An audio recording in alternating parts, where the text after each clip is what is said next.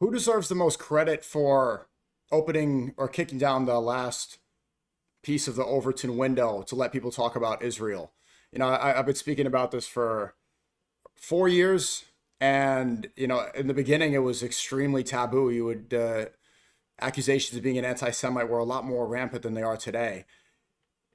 Is somebody like Nick Fuentes responsible for people to speak about Israel publicly?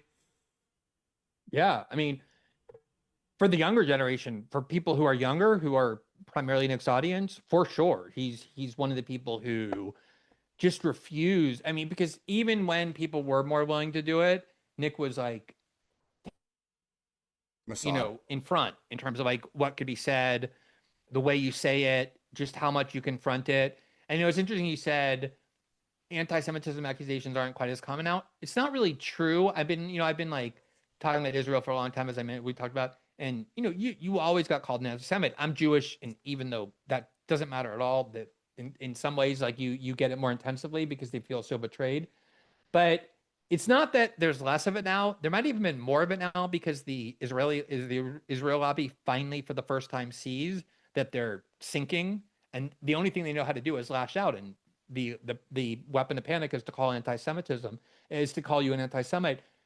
The difference is nobody gives a shit. And it reminds me of a lot of what like the left did to racism accusations and like misogyny accusations and trans and homophobia. You those things are real. Like you want people who are like overtly racist to have some, I don't know about stigma, but like you want that word to mean something. And by just overusing it against any one of their enemies, trying to destroy reputations, the left drained all of that, drained it all of their meaning. Like if everyone's a racist and misogynist, no one is, no Right. one really gives a shit anymore. Yeah. Same exact thing. Yeah. Exact thing. All the people who mocked the left for doing that all those years are doing the exact same thing, Yeah. but just with they only care about this one group and they only use anti-Semitism.